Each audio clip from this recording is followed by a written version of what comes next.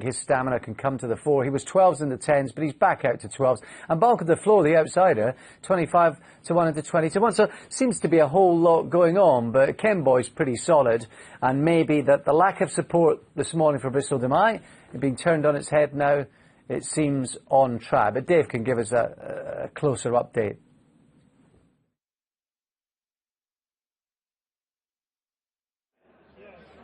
Yeah, this 3-mile handicap chase, a rerun of the Gold Cup in many ways. Kemboy's going to go off favourite 2 to 1, be well supported today. The horse they don't like, presumably because of the change in ground, is Clanders Oboe, because he's run well over the track before. And the horse that's divided in opinion is Bristol de Mai, who's a 3 to 1 chance on some boards, 4 to 1 on the other. But if it was Haydock in January, it'd be a very short price in this race. Bristol de Mai, 3 to 1 January. The rain is absolutely tipping down. Now, Elegant Escape, not surprised that's attracting a little bit of sport at double figures. And Road to Reason has been steadily backed all day. He's a 9 to 2 chance now. Solid.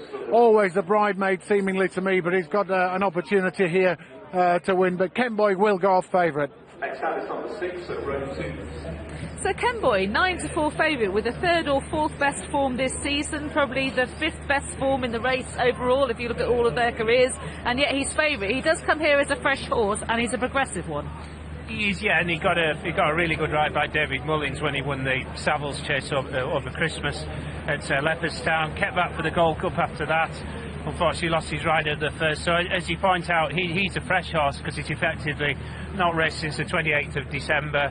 But yeah, whether he should be a market leader, I think he's definitely debatable. But one thing about him, he's unexposed, is the over 3 miles. He could be on to a bit more improvement. Absolutely. And then there's Clanders Oboe, who's been a revelation this season, particularly when winning the King George in the Denman at Ascot.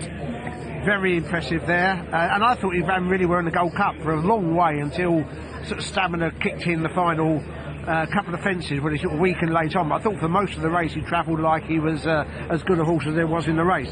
Whether he could have done without these conditions deteriorating, I'm not sure, but he certainly, I think he boasts as good a form this year as anything in this race.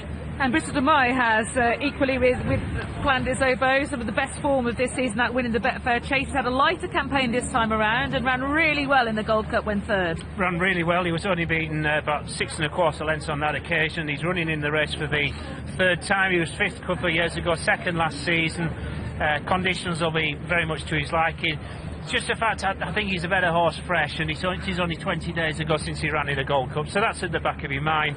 And I don't think he's ever won beyond February during the season, so he generally, having said that, he ran well in the Gold Cup, but I just wonder if it could come quick enough for him. Yeah, he's had a lighter campaign this season, so that would sort of maybe weigh against how he is at this time of year in previous seasons. Then there's Road to Respect, who met trouble in running twice behind Kemboy and still managed to finish within 7 lengths of him in the Savills Chase. Yeah, he'd been an awful lot closer that day, an awful lot closer with the clear run. He got a rotten run through on the inside, having stumbled as well. So that does flatter Kemboy the winning margin. Again, whether the more attritional conditions are playing into his strength over 3-mile 1, I do have my doubts. I think he'll be, at the trip per se, he'll be more comfortable at it. It just looked like he was operating a little bit out of his comfort zone in the Ryanair when 3rd last time. I agree with that. I just think he could have done without it being a little bit more testing than I imagined.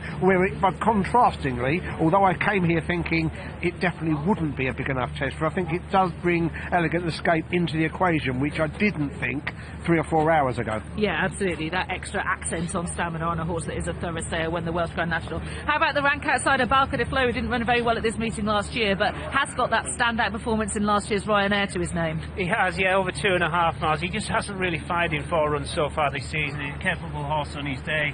He's a Grade 1 winner, as you mentioned. 3 from 16 over fences overall. He can be in and out, and he, as you say, didn't fire in the Melling last season. So many things to weigh up for this Betway Bowl. The flag is up. It should be a fascinating Grade 1 contest.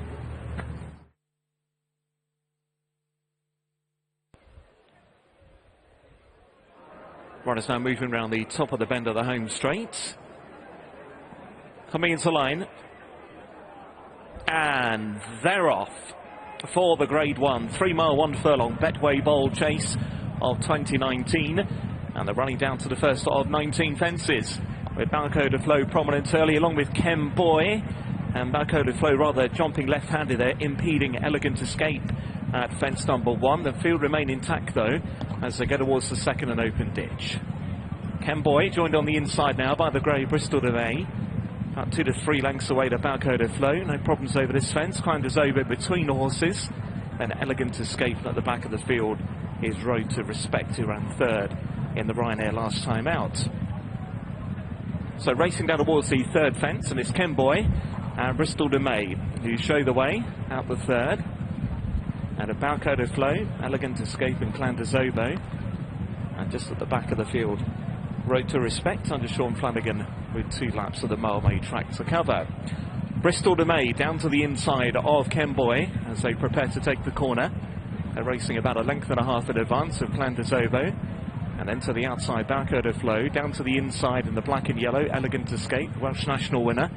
And Road to Respect, the early back marker, about 4 lengths behind the principal in the top here, with Bristol de May and Kemboy disputing that lead as they turn into the far side. Kemboy though edging into that clear advantage of a length as they begin to run down the back and head towards jump number 4. Kemboy, great jump there from the leader, and establishes now a 2-length advantage over Bristol de May in second, with Balcoda Flow in third. Then Clandezobo, followed closely by Road to Respect and Elegant Escape, keeping more towards the inside fence as they run towards another plain one. Kemboy up and over. Elegant Escape there rather jumping out a little right-handed over that fence, and now they approach another open ditch. It's Kemboy by 3 parts of a length over Bristol de May in second at the ditch now. Then Balcoda Flow and Elegant Escape, who again just shifted right-handed going over that fence. Wider out than is Clandezobo, and then Road to Respect as they come to take the final fence over on the back this time. And it's Kemboy. It leads under Ruby Walsh by a length or so to in second. The white-capped Balcoda Flow and Rachel Blackmore from Bristol de May and Clandezobo there, third and fourth, ahead of Elegant Escape and then Road to Respect. About to head towards the cross fence. This will be the next in their journey, number 8 of the 19 all told. Kemboy from over in second, Balcoda Flow. Bristol de May in third, then Clandezobo, followed by Elegant Escape and then Road to Respect as they head back towards home. Next to be a plain one. It's Kemboy who's out in front, leading from Balcoda Flow in second. Then Bristol de May and Clandezobo, the next 2 from Elegant Escape and then Road to Respect. Over this plain obstacle now, Kemboy out in front. He's been jumping really well. From Balcoda Flow, approaching another ditch now. From Bristol de May and then Clandezobo from Elegant Escape and Road to Respect at this open ditch.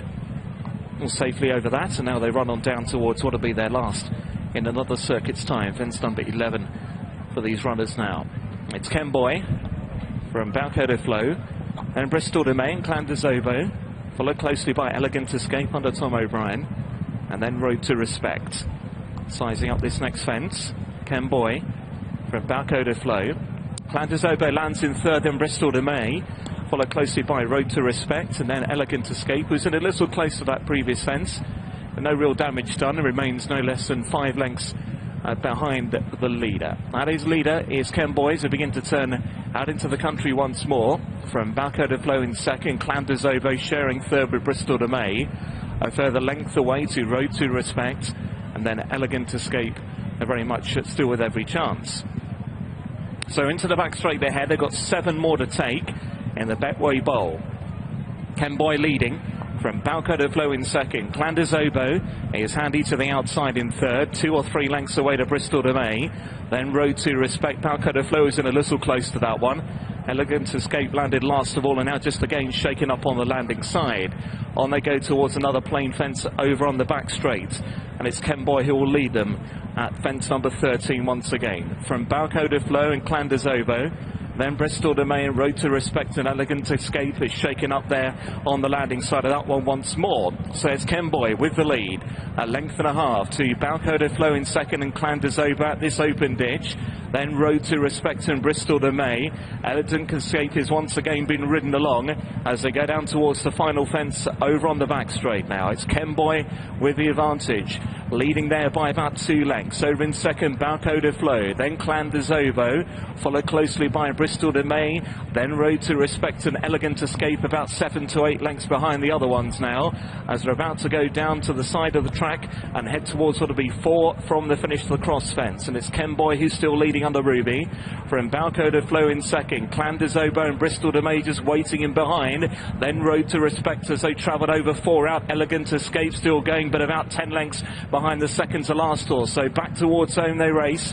They have 3 more fences to take, and it's Kemboy who has done a lot of the hard work in front, still travelling well in the lead. From Balco de Flo in second under Rachel Blackmore, back in third Bristol de May, then came Clan de Zobo under Harry Cobden trying to make an effort at 3 from the end. Kemboy still had the advantage there. From Balco de Flo in second, Bristol de May now under pressure, then Clan de Zobo. Road to Respect is trying to stay on down the outside. This is the final open ditch. Balco de Flo and Kemboy pretty much in the air together, but Kemboy still being held together by Ruby Walsh on the run down towards the final fence. It's Kemboy out in front, doing it quite easily at the moment. He leads by about 2 lengths to Balco de Flo, Bristol de May and Clan de Zobo, and then Road to Respect. They're racing down towards the final fence, and it's Kemboy still pretty much hard held at the last, and he's over safely. Bad mistake in second from Balco de Flo, but Kemboy has matters it well in hand, and look at him go as he gets right away on the run towards the line. This is impressive for Kemboy, who wins the Betway Bowl Chase. Tight position for second there. Clan de Zobo involved with Balco de Flo, then Bristol de May clear from Road to Respect and Elegant Escape. Well, that was impressive, really impressive stuff. Ruby Walsh salutes the crowd after that superb performance from Kemboy, pretty much making all in the Betway Boyle, winning this Grade 1 for Willie Mullins and coming home clear of a photo for second between Balco de Flo, who would surely have been clear second without that terrible blunder at the last. He is in a photo with Clan de Zobo for second place, but Kemboy is the impressive winner of the Betway Bowl. We didn't really know how good he was coming into this mark, and we've now got some idea. He is very good indeed. We definitely know now, yeah, very, very impressive. He'd won the Savills Chase at Christmas when he got a very good ride by David Mullins. We didn't get the opportunity in the Gold Cup when he lost his ride at the first fence, but we found out today, controlling ride by Ruby Walsh. He still is made to be hacking, didn't he, all the way up the home straight. But once he's been let down, he's found plenty after the last. And in him and Alboon Photo, Willie Mullins has got 2 new stars. Very much so. It's the new brigade at the Mullins Yard, and he jumped the best of the field, albeit quite repeatedly adjusting right, but it never stopped him at any stage. No, he did jump right virtually at every obstacle, but he got into a lovely rhythm, a really lovely rhythm, and they were always playing his tune. To be fair, the eventual third has kept tab with him a lot of the way, got inconvenienced a number of times at fences, but has kept him warm. But the body language from Ruby Walsh all the way up the straight was he had no doubt he had a lot left in hand. And on the run, he's very impressive, isn't he? He's visibly quickened away from his field. Yeah, he's absolutely steamed away in the closing stages, and there is that nip and tuck all the way to the line. Balco de Flo has come right back to full mark. Yeah, he was on a going day today, and I think you could tell that after a circuit. He was travelling well, jumping well, compared to the Melling last season when he was off the bridle a long way out. But yeah, he got himself into a good rhythm, sat on the tail of Kemboy. He couldn't go with the winner in the end, and he hasn't helped himself with the mistake at the last, but it's definitely a big step in the right direction. Absolutely. He was slightly inconvenienced by Kemboy at several obstacles, but the mistakes were all of his own making at the last. Yeah, they were. I think he was sort of just up against it then. He was trying desperately to get back in the race, and I think that often happens, and he just didn't meet it right. But he tried hard on the run in to hold on to second. It was a horrendous mistake, and she's done well to sit, actually, the jockey. Very much so. Clan de Zobo and Bristol de May have run fine. I thought from a long way out, Bristol de May wasn't going that well. Did take Clan de Zobo, I thought. Yes, so I'm not sure how near their form they are. They've run honourably without being at their very, very best. But I have to take nothing away from a winner who has run in really, really good style today. And it was a case of what might have been at Cheltenham, isn't it? It is. That unfortunate short of room when landing after the first fence and seating after a stumble after that. But he has come back here and he has continued his fast upward progression. Let's hear from his proud winning trainer. Yeah, thanks, Lydian. It will be a proud winning trainer. It was really smooth to watch. It was. Never put a foot wrong, I think, from where I could see. But I mean, awful conditions here, and I was worried when we'd had a race on the chase track already that would have opened the ground and mightn't have suited him. But it looked like he had no problem seeing out that trip and further, you know. And the way things panned out at Cheltenham, at least he was a fresh horse coming here. Yeah, that's it. I mean, you know, the days of good luck, bad luck, very bad luck that day, and things worked our way today. Yes. And thoughts from Michael? Would Punchestown come up too quick? No, I think it'll be fine. I mean, we haven't been too hard on him this year, you know, so that's what his second run since Christmas, really, so no, he'll go to Punchestown. He was good in the Savills Chase as well. He said just had a fine season. That's it. He said, you know what I mean, I thought the Savills Chase was going to be his big day, and just unlucky in Cheltenham, and now he's come back today, so maybe he'll go to Punchestown, but I think he's a horse that can go on further than that. I'd probably like to travel him abroad. I think he goes on good ground. I'd like to go to America with him maybe later on in the season. We'll see. Okay. A quick line, the rain coming down, pleasant company in Rathfinden? No problem. Yeah? Yeah. Happy. Little of laugh, I'll have it, and up for review just mightn't, but he's in great form, so you know they're all in terrific order. Great start, well done. Thanks very much. Cheers. Ruby Walsh has ridden Kemboy over fences, and the time that he's actually ridden this horse was on his debut for Willie Mullins at Limerick, and I think this is a horse that's kind of took them a little bit by surprise, maybe. He's kind of progressed through the ranks unheralded, whereas other horses were expected more readily. Yeah, definitely. So he's run at the festivals. I think he ran in the Neptune and he ran in the GLT, didn't he, last season? He won the Clonmel Oils, and then understandably he was on the race for the Ladbroke Trophy, wasn't he? But he couldn't come for travel problems, but he hasn't half made up for it. He really has. Incredibly progressive and exciting young chaser. Well, he's got a strong hand, hasn't he, next year? He's always got to say, the person who couldn't win a Gold Cup, he's probably going to win about the next 10. Yeah, with Albo in photo, of course, the title holder in the Gold Cup, who was really good there, able to not only keep pace behind Might Bite and Native River, but then able to stay on past them as well. Then they were spent. And now this horse, Kemboy. It'll be exciting to see him at Cheltenham next season, and everything that he does in between as well, and a fine success for Connections here. Kemboy winning the Betway Bowl.